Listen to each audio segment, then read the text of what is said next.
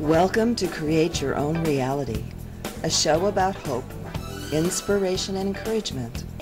A program that will feature guests and topics that may inspire you to think and stretch your beliefs about what is real and how you can create miracles in your life.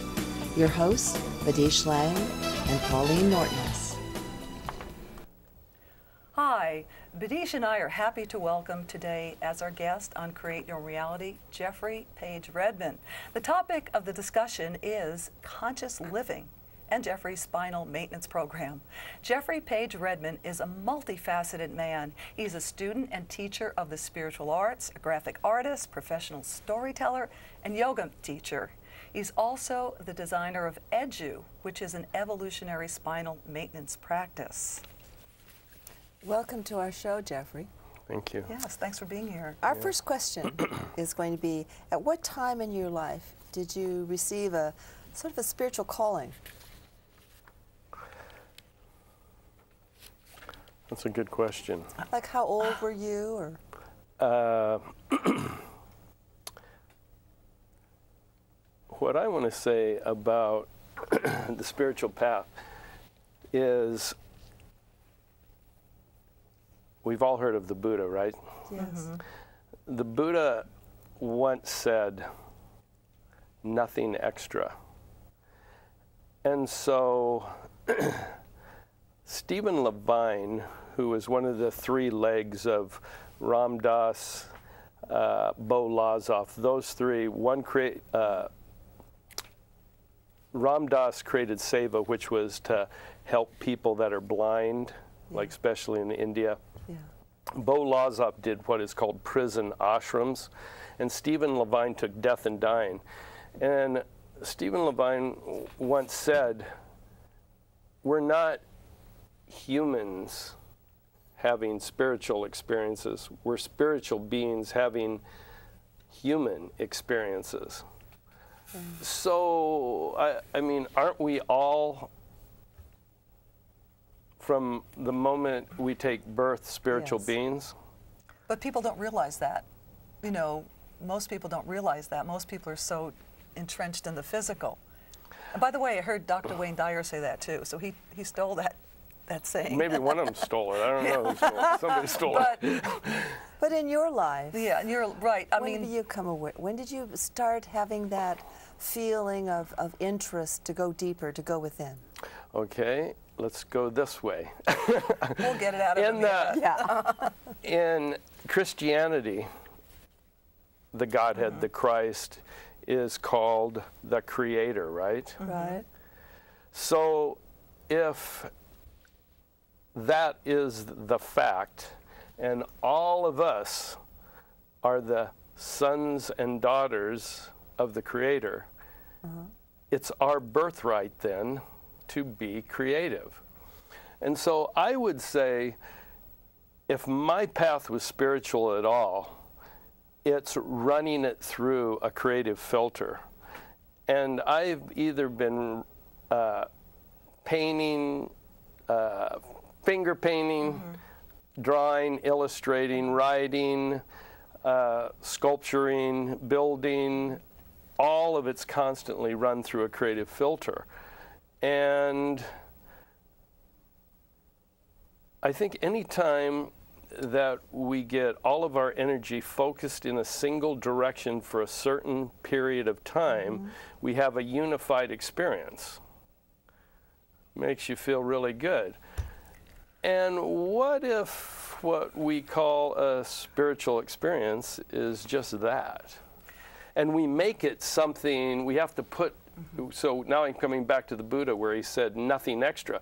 So if we take that experience that's common to all of us and put something on it like, oh, this has been touched with God, or this has not been touched with God, it seems like we create separation, and that's a dangerous thing. Yeah, but I think I understand what Badeish is saying. And we were talking about this. We were talking about music and art and channeling that creative spirit, then you feel creative. But the way she put the question, the way I think of it is like I was brought up in a religion which is in touch with my spirituality, but for me it was a religion of man, and there was a point where I said, this doesn't work for me, but I started developing my spiritual feeling, and I started reading books, and so I didn't go to any yoga masters or study with anybody like you did, but I felt the spiritual calling, so I started reading lots of metaphysical books, and I created friendships like with Badeish, and I did a program called Parapsychology Today. So if she would have asked me that question, that's what I would have said, and I think that's probably what we were looking for, like one day. Well, I don't know what you're looking for. I'm going to interrupt you. Okay, go ahead. This is where we do this. Yeah, I'm going to interrupt you because this is what's so wonderful about you, and it's why we asked you on the show, is because I am always in delight of what's going to come out of your mouth, because it's always brilliant. And just what you said was the truth, as I know it in my life. It's the truth. I don't think I would have had the presence to be able to put it in that language, but I thank you for the answer, because you're really trying to teach us something by what you said. Because it's not personal. You didn't personalize it. I think it's going to be really interesting, our next question. The whole night's going to be real interesting. See, but you've got an advantage, though. You met Jeffrey. I've only met him a couple minutes ago, so he kind of threw me with that. I was listening. You haven't seen anything yet. Okay, well, go ahead. You're going to have to help me out here. We're going to have some fun. Okay, we are. Okay, next question. You do it your way, and I'll do it my way, I guess. There you go. I don't know. Well, you did study with some spiritual teachers, though, right? Absolutely. And was there something, what did you get out of that? I mean, what did you learn, without throwing me here for a loop? I think what we have as embodiments in a body, you know, spirit or soul has downloaded into a body, and there can be a lot of innate confusion. And so some of these people that have been on these paths for a long time. These spiritual teachers of yours? Yeah, like I have a little Tibetan Nyingmapa teacher, Lama Tarchen Rinpoche. And that's a mouthful. Well, Rinpoche is, you know, like teacher. Okay. And so the way I was saying it when I met Badeish for an interview was, there was a time in my life that I knew I felt a path, or I felt drawn, but I couldn't articulate myself. Whether I studied Christianity, Buddhism, Hinduism. Was it for fulfillment? Because sometimes the physical life is so unfulfilling. I think we look for something deeper meaning. Well, I think suffering. Well, that could be another is point. something that, you know, I mean, is it bad if it wakes us up? So I think that's what you're asking, you know, what was it? It was suffering. For me, it was confusion. You know, I didn't want to feel like I was feeling my way in the dark. Right. And so, again, if we use Christ's teachings, ask and you shall receive.